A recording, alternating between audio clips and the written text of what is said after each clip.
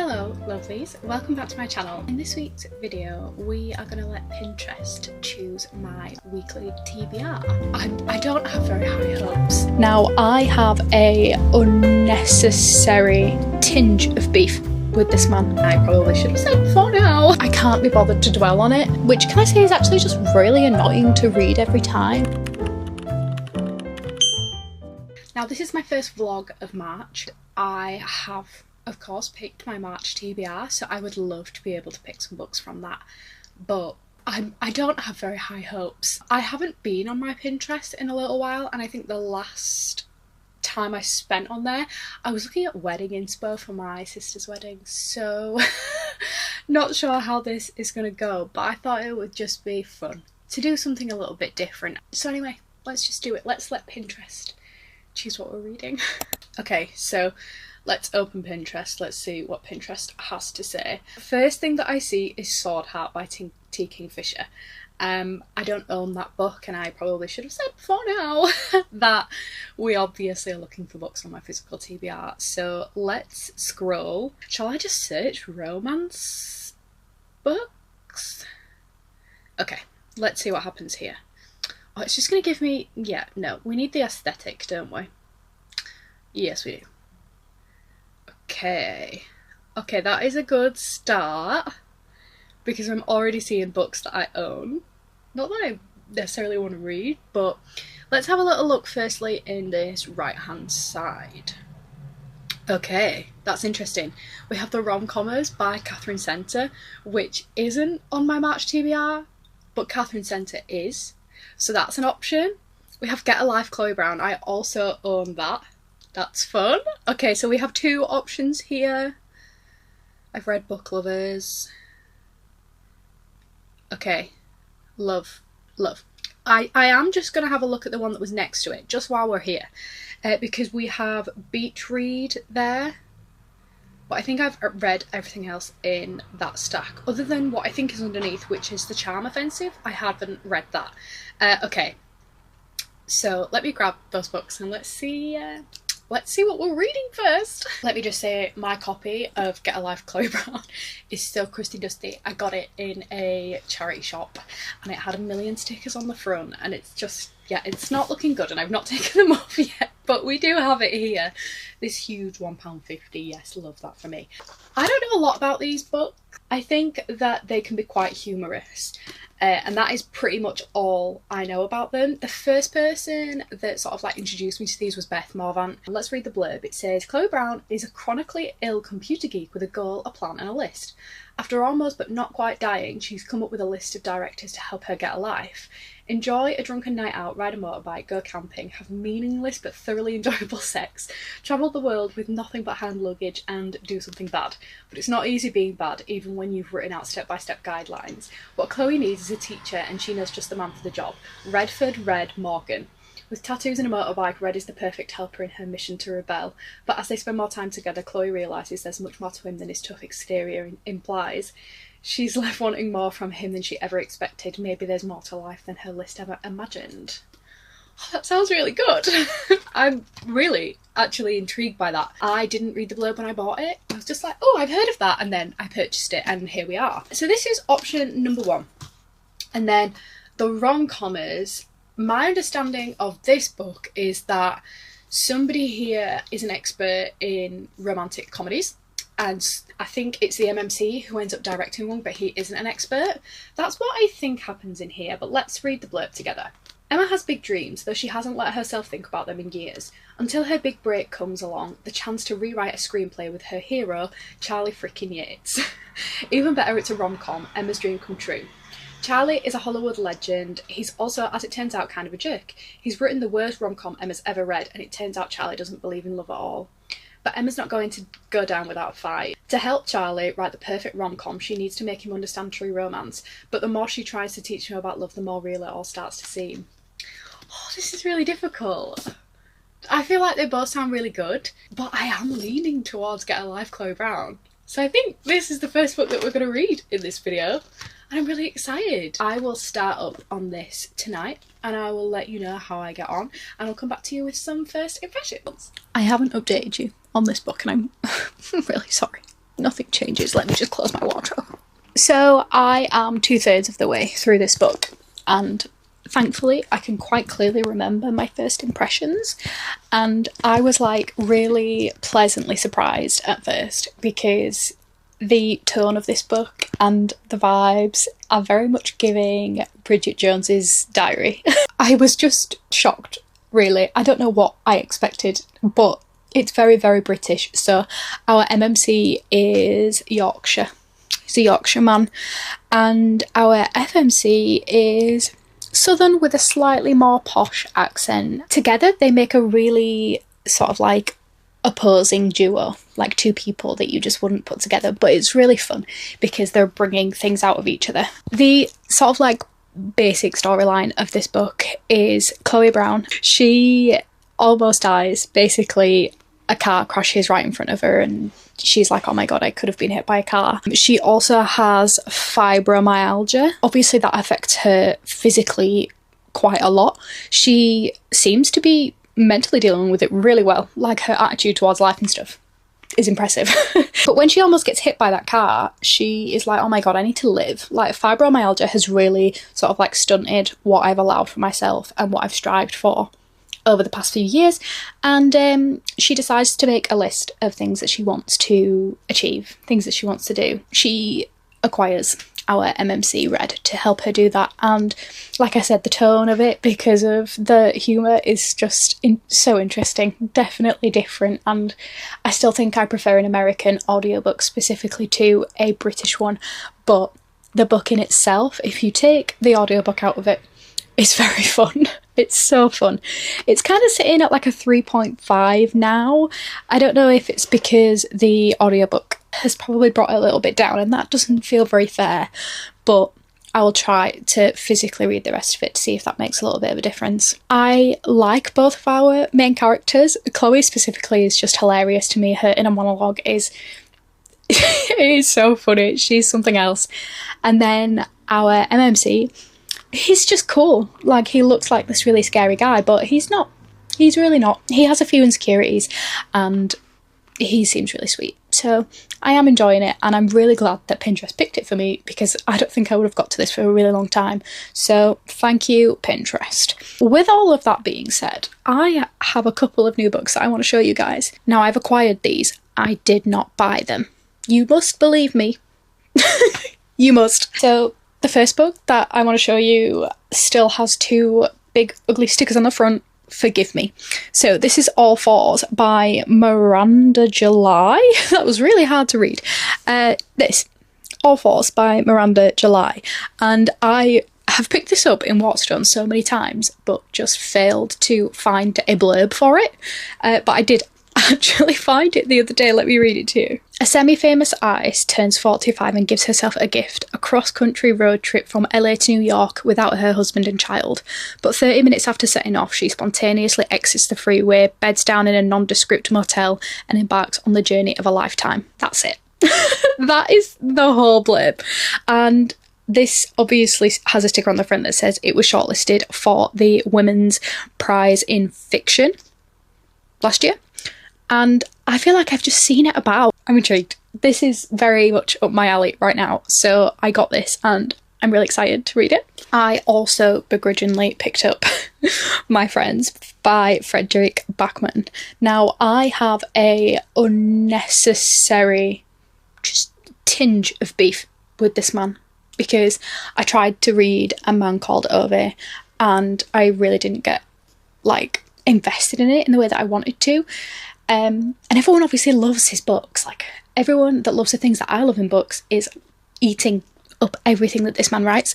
So I also want to love it. But I don't know. I feel like I'm just like bitter that I'm not in on it and it's completely my own doing. So that's a me problem. But we got this because I need to get over myself. Finally, the star of the show.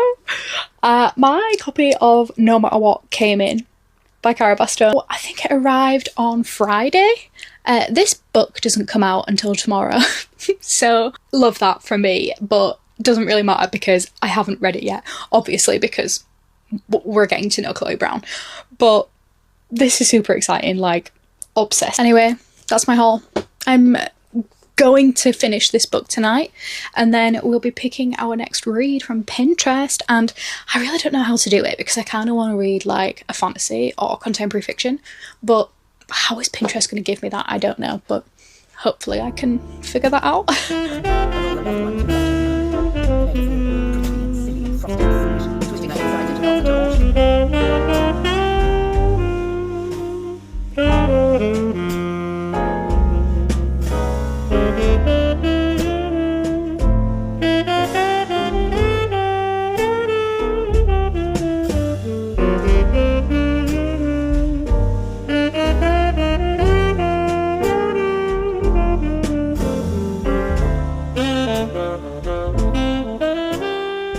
Finished. I have just spent a little bit of time finishing up the last 80 pages, so I guess it's time for a review. The absolute like standout for this book, for me personally, is definitely Chloe's character. She is so funny and witty and just so almost peculiar, but in such an entertaining way, and it was really fun to follow her, especially with, you know, that humorous tone and the Bridget Jones vibe of it all. Loved it. Then on top of that, you also have obviously the disability representation, which I couldn't tell you if it is 100% accurate, but it was definitely refreshing to read, and it didn't take away from the story at all. It added a couple more layers in terms of like the love that they built and the things that the MMC did to make Chloe feel loved and cared for. That was really nice. It kind of added a more delicate touch to the romance, which I really enjoyed. On the other side of that, you have quite some interesting spice. My sort of like experience with smut and spice in books is quite minimal. I have dabbled into some dark romance, but it's definitely not my genre. Whereas this and sort of just like the quirks of the spice in this, they were fun. I really enjoyed it. It felt sort of like purposeful and reflective of their characters, and yeah, I just really enjoyed it. I'm super glad that Pinterest picked this for me to read. When, you know, I decided I was going to start this challenge, this is probably one of the last books I thought I would be picking up. I would say, I think it's a 3.75 star. Not quite a 4, but I did really enjoy it, and I would obviously recommend it. I can see why now people that I've seen talk about it have loved it so much. Sorry, I didn't even... This is me after a shower. Clearly I have showered and I am ready to get cozy and snug in bed, but I definitely want to pick our next read before I do that. So let's go on to Pinterest. So I think I'm definitely gonna have to put my glasses on. Don't even know I thought I'd be able to read anything this small. I think what I'm going to do is I'm just going to randomly scroll and then stop, and hopefully we get a book stack. Where are my glasses? Okay, let's do it. I'm just going to randomly scroll. Can't see. Okay, we do have a stack. We have a couple here. Let me just click on this one. We have just some classic fairy tales, so that's not going to work. But there is one underneath it. The only book on here that I have on my physical TBR is Beach Read, but I'm not reading it, sorry. I have read 2 Emily Henry books already this year, so I'm way ahead of the quota. So we're not doing that. This actually gets really hard, doesn't it? Okay, let's have a look at this shelf here. Oh, okay. The first one that... Why is this so rainbowy, please? The first one that I've seen that I could definitely read is Spark of the Everflame, because I do have that on my TBR. What else is on here? Once Upon a Broken Heart. Could read that. I beg it stops doing this rainbow thing. We definitely have a couple of options. Let me grab them. So here are our options. I am more inclined to initially, straight off the bat, go with Once Upon a Broken Heart, mostly because I have put it on a few TBRs over the past 6 months, but I also own the second book, whereas I don't own the second book in Spark of the Everflame. So at least if I'm going to start a new series and get into it, I can go on to the next book if I so choose. Something about it just tells me that both of these will be such quick reads, so I don't really mind which way we go here. I think for the sake of just, I can't be bothered to dwell on it, let's let's read Once Upon a Broken Heart. Let's dive right in. Once I have any information on it, a little bit of a synopsis, I'll come back to you guys.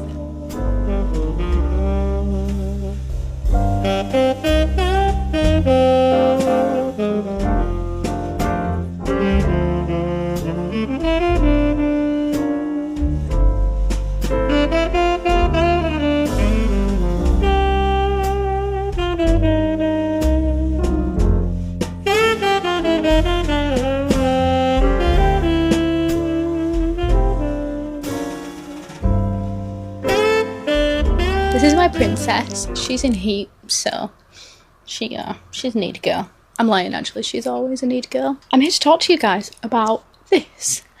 I know you don't care. I know. Well, you got something to say? Let's put the book down then.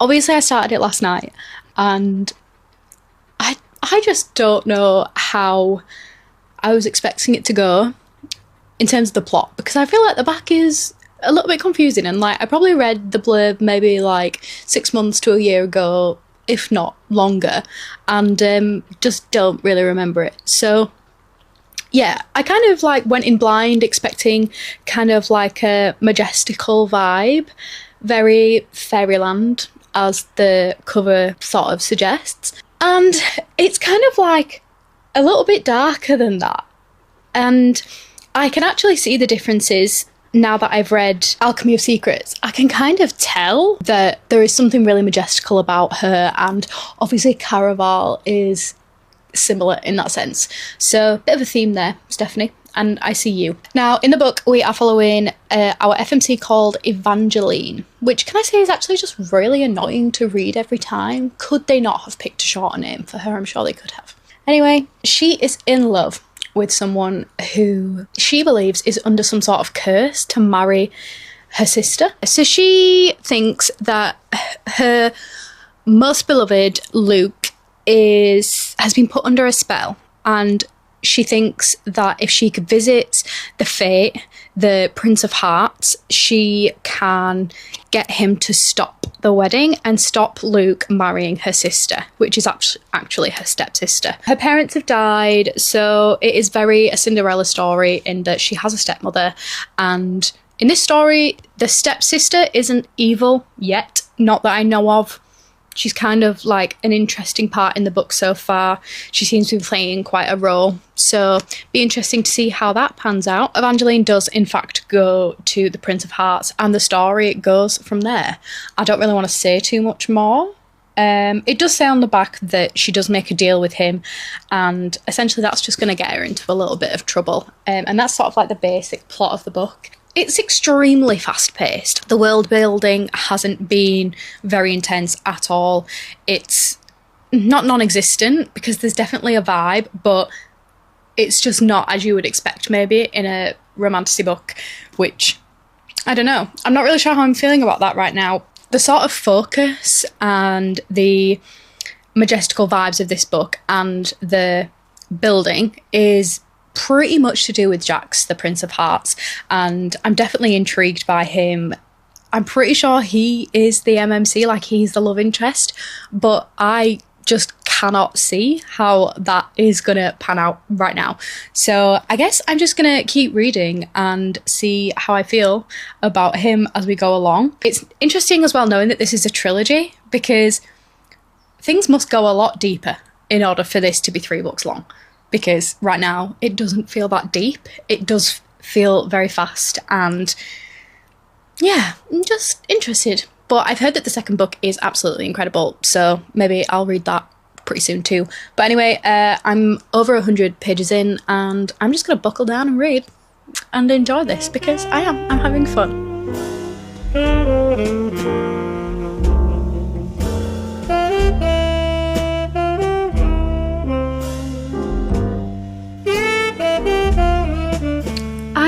I have some introductions to make, I think. Bruno, do you want to say hi? Mr. Bruno, do you want to say hi to the camera? Do you? This is Bruno. Say hi. I don't want to kiss. Oh, he says I will kiss the mic. This is Bruno. Mwah. He's a beautiful little dapple boy. Well, a reverse dapple, should I say, because his daddy is brown with white dapple and he is white with brown dapple, so it's very cute. Excuse me, sir. Get off my necklace. Thank you. And then this here is Mr. Rufus. Now, Rufus is a very special boy, aren't you, baby? Yes. Oh, that was such a cute yarn. And he is special boy because he is my first baby. I don't know if I'm going to include this in this vlog. Rufus is, in fact, coming home with me. He's going to be my baby boy.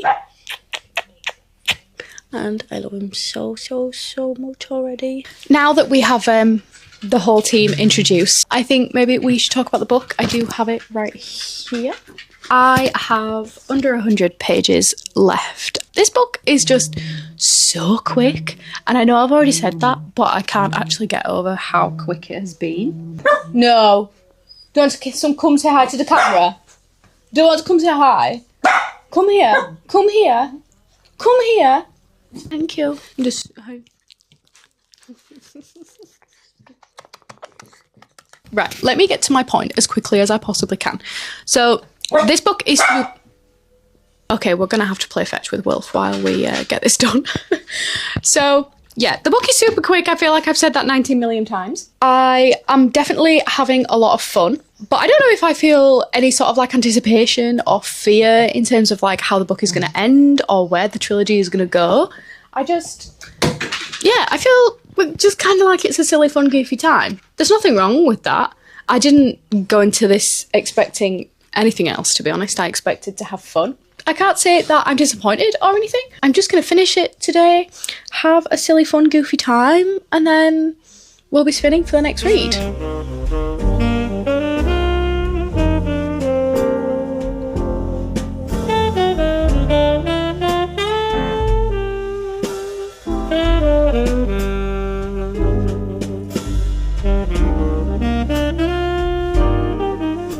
I have finished the book.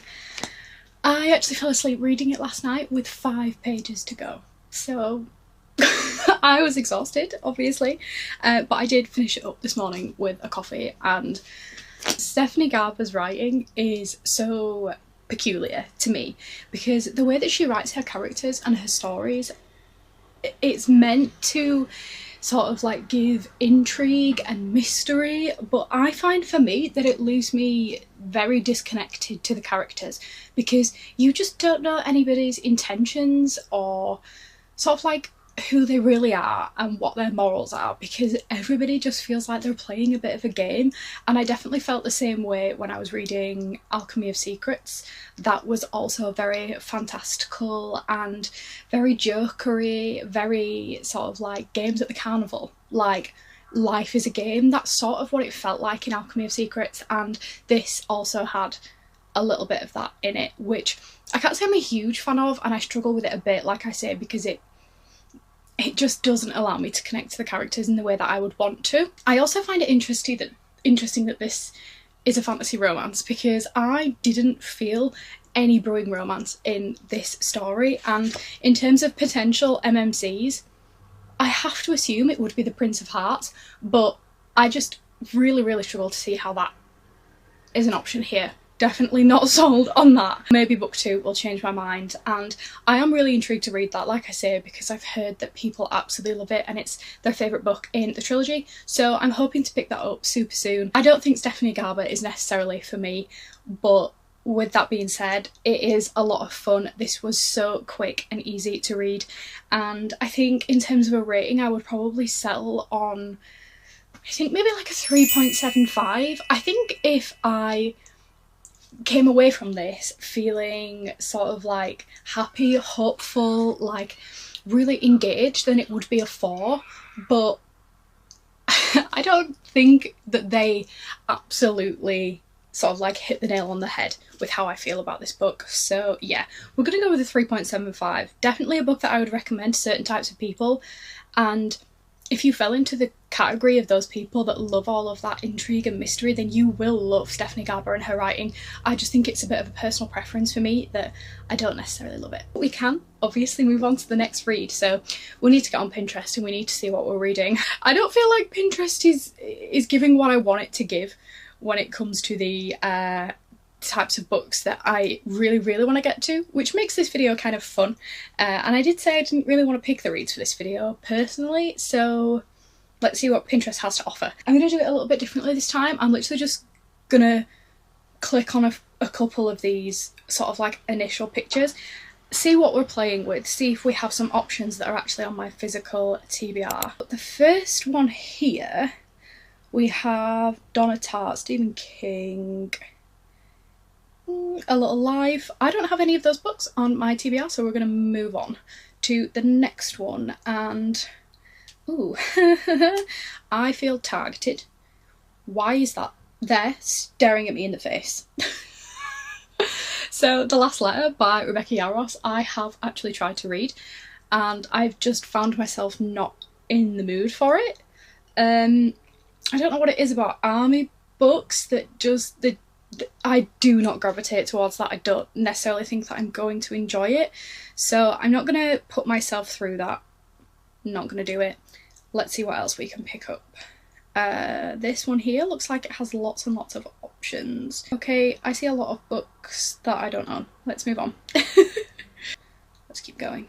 What does that say? Magical realism. Ooh. Interesting. I originally looked at this and I was like, I don't think I own any of those books. But I do actually own one of them. And that is The Midnight Library by Matt Haig. I bought this book from a charity shop and I think it's been on my TBR probably a year. It hasn't at any point since I bought it really sort of like intrigued me to pick it up. I feel like this was a COVID book. Am I right in saying that? I don't actually know when it was released. It was so popular. I've seen that he's coming out with other books within this midnight world. And I think it's one of those books that sort of like makes you question your choices and sort of like where you're at. And I really like those books sometimes. So I think we are going to give this a go. It's a fairly short read. We've got under 300 pages. I don't know much about what this is actually about, so I will come back to you with a synopsis when I have one. Hi. I have made it to page 139 in this book, and I was using a receipt as a bookmark. I thought we could talk a little bit about it now that I'm almost halfway through. In this book, we follow Nora, who is just extremely unhappy in her life. She's essentially suicidal. Like, she's decided that she wants to die, and there's like a series of bad events and things that she's not happy with. For example, she has a really bad relationship with her brother, and it all stems from like the loss of different family members and decisions that they made when they were younger. So Nora decides to take her life, and she kind of ends up in this state of the in-between where she is not dead but not necessarily alive, and she is somewhere called the Midnight Library, and there is just tons and tons of different books, and they're all stories of her life had she taken a different path. So all of these different versions of a life that she could have lived. The plot of this book is essentially Nora going into all of these different versions of her life and seeing if she would have been happier if she had a better relationship with her brother, or if she'd have got married, or if her dad hadn't have died, or if she'd pursued a different career. The premise and sort of like the way that the story is unfolding is obviously really interesting, and it's had me very reflective on the different lives that, you know, you and I could have lived if things were different. But throughout like the first third of this book, she's so set on the fact that she doesn't want to live, that like the hopelessness within her and sort of like the sadness and depression is just so heavy in the writing that it's quite hard to enjoy, because it does just feel extremely dark to be so close to Nora, which is obviously really sad. And I'm sure that the book will take us to a place where hopefully that changes, but it does make it very sad to read.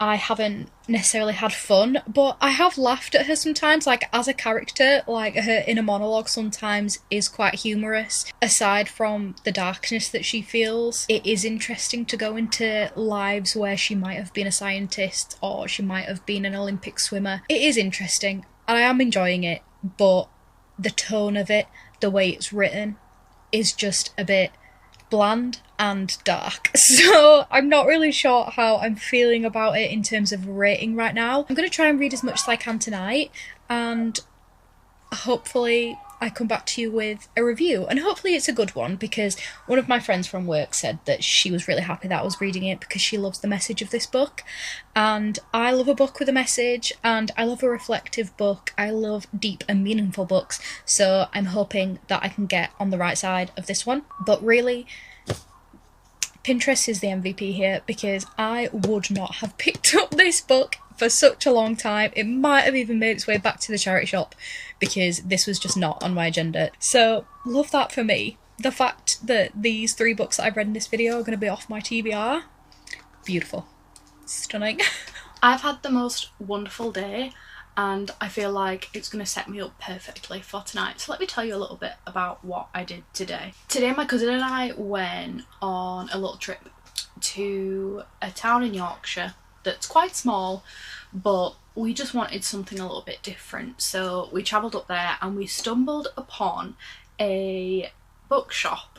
This bookshop, actually, it was like completely by surprise, was not on the agenda, and I was so happy because it was absolutely beautiful inside.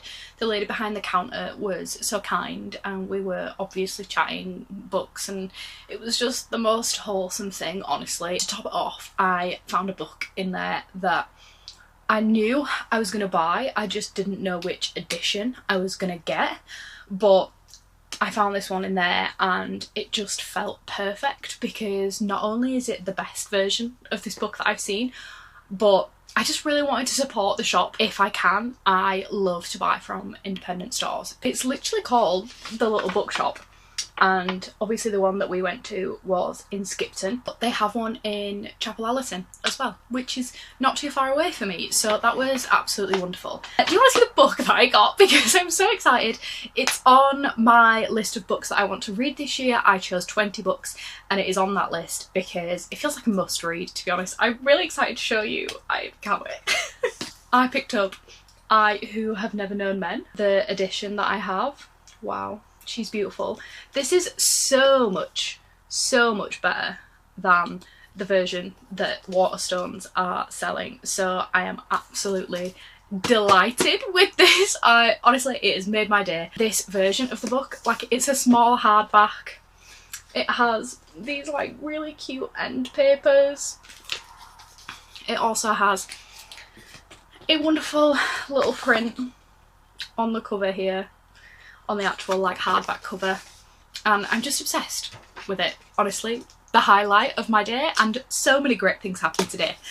We went for a little bit of a late lunch after that, and then I came home and chilled with my mum, and we watched, is it called I Swear? And I think it's on Netflix. It is about John, I want to say, oh, it's John Davidson, who had Tourette's, and I want to say it was like the early 80s, but I could be wrong. He didn't know anyone like him, his family didn't know anyone like him, and watching his story and like the things that he went on to do just honestly just made my heart burst. I didn't even know that it was something that I needed to watch, but my mum had it on and it was wonderful. It really just spoke to my heart, so I feel like I am absolutely ready to go into finishing the Midnight Library, because I'm in that mode now where I'm just really appreciative of learning things from people and from books. So I'm going to settle in for the night and finish the Midnight Library, and I'm hoping to come back to you tomorrow with my final thoughts.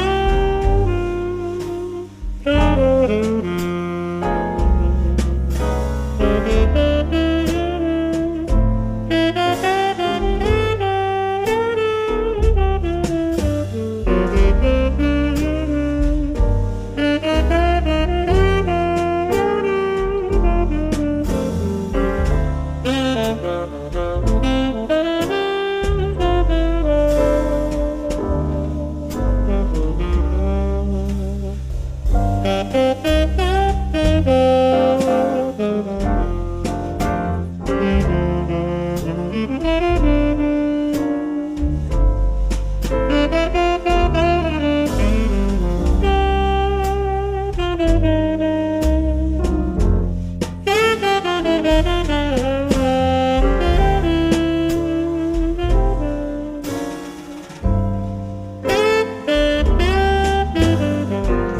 did finish The Midnight Library last night. I actually did really enjoy it. I went in thinking that I would like it to an extent but not love it. I actually think the longer this book stays with me, I might actually just learn to love it. I can imagine myself rereading it one day. It definitely falls into this contemporary fiction with sort of like meaningful messages and just experiences that I want to learn from. One thing I will say is that whilst I was in it and whilst I was reading, I was thoroughly immersed. I'm not quite sure that it was the setting that did that to me. I think it was more sort of this attachment to the emotion of Nora and being with her as she experienced everything. I think I really sort of like connected to her while it was happening, so I was really thoroughly engaged, and truthfully I'm just really glad that I can say I've read this now, because I would say it's a little bit of a, I don't want to say a modern classic, but you know what I'm trying to say. It's been so popular, widely popular over the past 5 or so years, that I'm glad that I've ticked it off my TBR. I think I saw a review that said it felt at first like we were just going to be experiencing all of these lives with Nora, which is absolutely true. I also felt like we were just going from place to place, but the understanding of what does Nora actually regret, what does Nora actually want, those things were kind of part of the journey, I think, and that's why we had to go through all of those different lives so quickly. And then relationships start to become a little bit clearer, and at that point we understand what Nora really wants from life. I think personally, having like finished the book and seeing how things go, that, you know, we have the benefit of saying, yes, you can do what you need to do, and if you really want something, then it is absolutely possible. And Nora just didn't have that at the start of the book, so that's kind of the main thing I would say that stayed with me. But there's probably like 19 different layers and types of messaging in this that I might be missing, so I think I'm going to settle on a solid 4, because definitely enjoyed my time while I was reading, and I have taken something away from the book. It made me have conversations with people in my real life about some of the things that were, you know, being conveyed in this book, and I think that's just a really good sign of this book was good. I keep saying this, but I am so impressed with myself for reading some real TBR veterans in this video. Ticking off The Midnight Library and Get a Life Chloe Brown, they feel like such achievements, but finally getting to Once Upon a Broken Heart, I feel like a changed woman, truly. It's one of those things that I kept saying I was going to do and was just never doing it, so real pat on the back for me, honestly, because I'm so happy that I managed to do it. I hope you've enjoyed this video. If you have, please don't forget to like and subscribe if you liked the vibe, and I will see you guys in my next one. Bye.